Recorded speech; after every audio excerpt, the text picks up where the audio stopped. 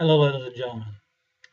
Today is time for my next video. This video is the true words and is the seventh segment and the third of my autobiography. I will begin where I stopped from my previous biography video. I think I stopped when the father of Maria Menidi gave me a nice beating for what I was doing to his daughter. I mean, we were having a good time. But just like any parent, that cannot be done. So I will continue by telling you that in my family, my mother, my brother, my father, my other brother, sister, everybody was very happy that they had the water up there. Now all they had to do was go into the barrels and fill up whatever water they needed. And if the water wasn't there, like it needed to be refilled, all I had to do was go over there and open the faucet and the water will come up. Now you may say, but this hose, so long, you left it over there day and night, nobody would say nothing? Well, just like everybody else in the beginning, until everything was okay, I had a nice expose to make sure that there was no leaks. But after, I bury it under the ground, and occasionally I will check it out, see if the ground was wet in case there's leaks, because when you have so many joints, it will leak. Now, thank God that did not happen. An incident did happen that for a while the locker room over there, it was closed. I think they have a season when they close and they don't play, so they were closed. So for that type, I had to take all the hoses out and roll it over and bring it over the house. And then when it opened again, which wasn't taking that long, maybe a couple of months or whatever. In the meantime, I was getting water. I was getting water in another place. When they opened, I brought the hose back, but this time I didn't bury it anymore. I just left it open. Matter of fact, what I did was make sure I fill up all the barrels. Okay. Then I would have took the hose, roll it up, bring it over, and every time the barrels were full, it would last about 4 or 5 days, a week at least. So before the barrels were empty, I would bring the hose back over there and fill up there, do it over and over again. Put it over, take it off. That is because we had no water. Now, what about my friends and everything? Yes, they will help. They help me out, bringing those over there, coming back. I had to play. So the faster I would have done something like that, the faster, the more we would have played. Okay, so now that's over. Another incident happened to me at that age, around 8, 9 years old, whatever. But I'm not sure if I did tell you the story. Well, I'll make it short just in case I did tell it. I did say it because you forget certain things. At one time, I got caught by the police, let's say, doing something that I don't supposed to do. So after 2 times, they they put me in juvenile uh, institution or whatever they call it, correction facility or something like that. And I stood over there for I went in two places. I don't know if I mentioned, but I think I did. So I want to make it short. I went to Reggio Calabria and I learned carpentry and also other things, play soccer, and then I went to Catania. Over there I learned music. I played the trumpet, and also I learned other trades. They in Catania they taught me how to operate the lathe. That's a thing that makes pieces like bolts and nuts and so on. Yes, at that age. When I went there, I think I was about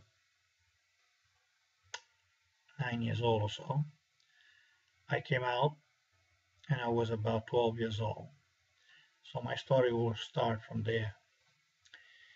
So when I came out, of course, I inquired about Maria. If she came back from the mountains or whatever.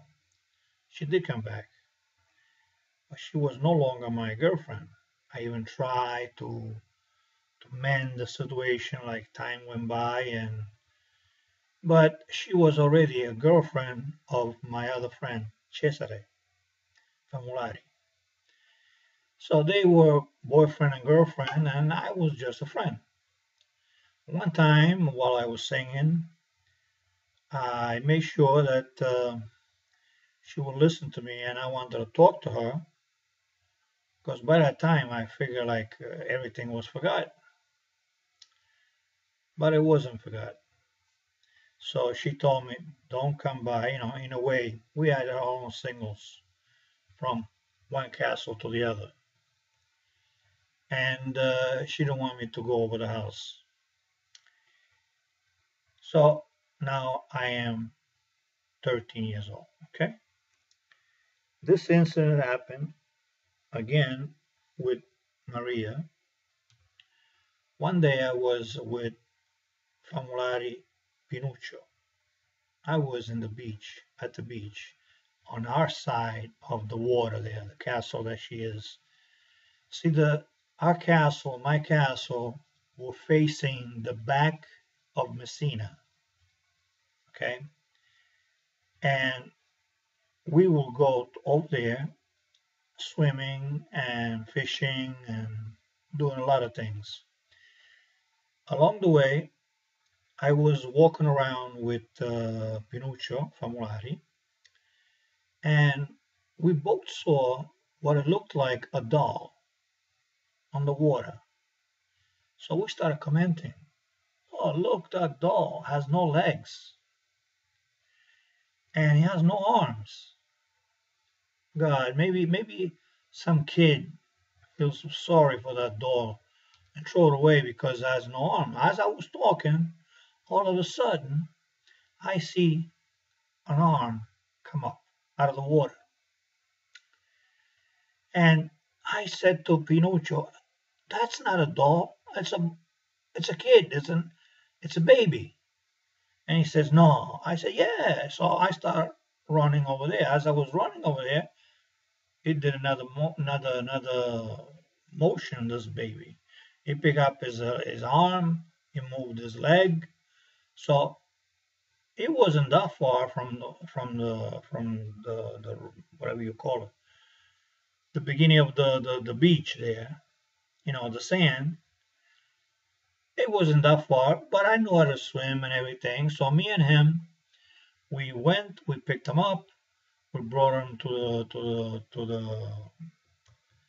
the river, whatever they call it, to the sand, ashore. Okay, we brought her ashore, and there was a fisherman over there. Now we are kids, we are babies, and we gave him we revive him a little bit, but at the same time, the gentleman that was fishing says, "But how this kid got over here?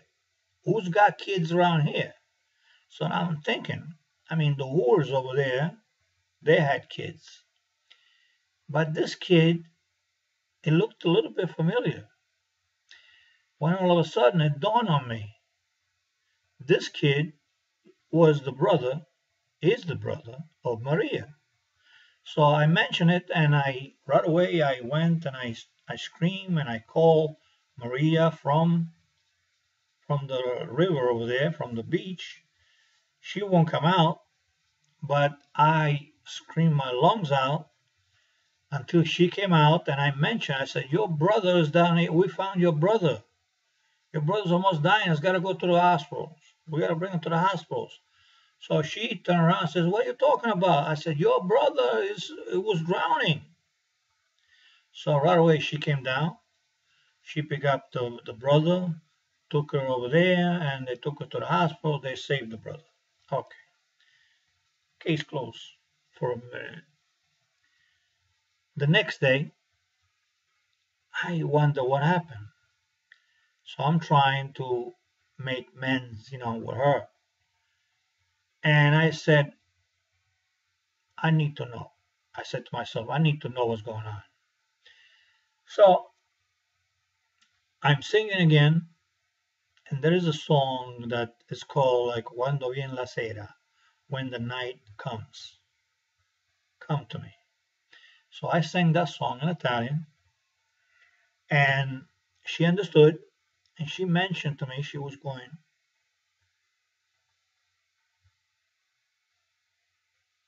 okay, that means like at 2 o'clock, come over.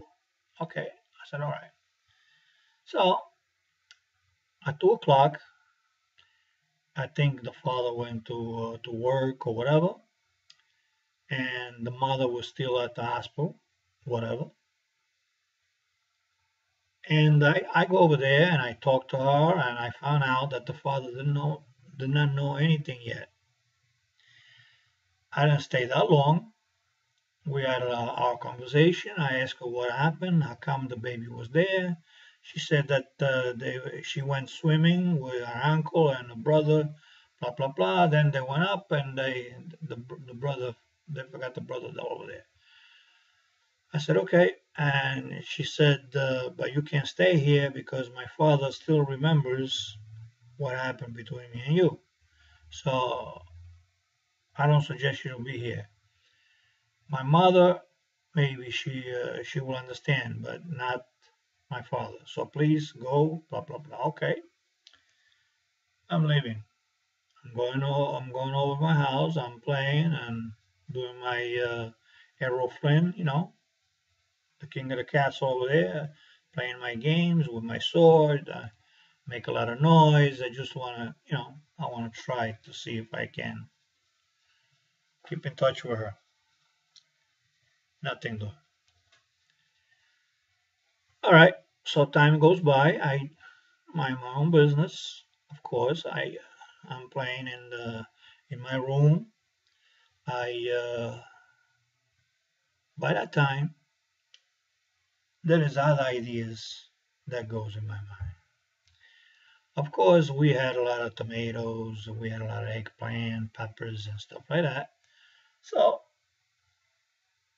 my father used to tell me, he says, instead of you playing so much, you see me, I gotta go to work. My father used to work in the railroad, okay? And he says, why don't you collect these fruits, these things, these vegetables, and try to sell it? Go to your friends down here. Go to the place where they play soccer. Bring a little basket. Maybe you sell it, maybe you make some money. So I started doing that for a while. I wasn't doing it for long, maybe 2, 3 hours, and make some money, give it to my mother. My mother would give me my 50 cents or whatever. You know, that will help. In the meantime, uh, my brother, my brother Joe, he decided that he wanted to make a house in the castle because the castle, not having any light, not having any heat, not having anything, it was very humid. The walls, the expansion of the walls in the castle, you cannot imagine how big they are. The dungeons, they're big.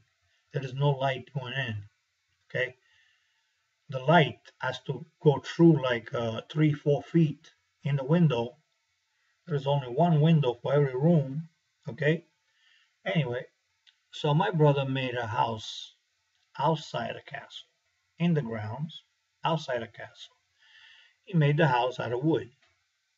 And at the same time, after he made this house, a big room, which he divided inside, and for sleeping quarters and everything else. In this house, he brought electricity. He finally went where he had to go, and he brought electricity in this particular house. But there was no electricity in the rest of the castle. Now, a castle, it's not small. The grounds are big. I mean, in the area, it must maybe was like 2 acres or 3 acres worth of whatchamacallit, the ground, the castle in the middle. All the rooms, including my laboratory, my workshop now, had no light. So my brain starts working. As I brought the hoses and I brought the water, now this will be much easier because now I got the electricity on the spot. All I have to do is get some wires, put them together, and bring electricity into the rest of the other rooms where my parents are sleeping, where I'm sleeping, and where we are cooking, and where we are washing, and so on, even in the garden. That was my intention, and that's what I did. I went to the dumps again. I picked up all the wires that I could get. I picked up all the sockets. I picked up all adapters. I mean, I picked up everything that I needed. I bought something, the tape to put it together or whatever. But I started just putting lights inside the castle, around the castle. Okay? I don't want to make anybody mad. And plus, I don't want to spend a lot of money. I got bulbs, I got everything. I put poles with sticks, nice and long. I put it on top. I did a nice job. In the beginning, it was good. My brother liked it. My brother said, okay, as long as we have switches and you use it only when you got to be in that area, fine. Because the electricity costs money. Don't waste it. I said, okay, fine. For a while, we lived nice. We had lights, we had water, blah, blah, blah. Everything was good. But because this castle was the attraction of tourists, everybody was going over there.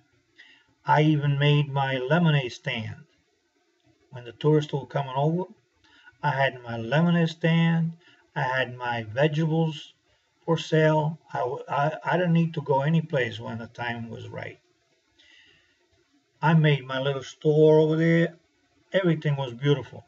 I was playing over there.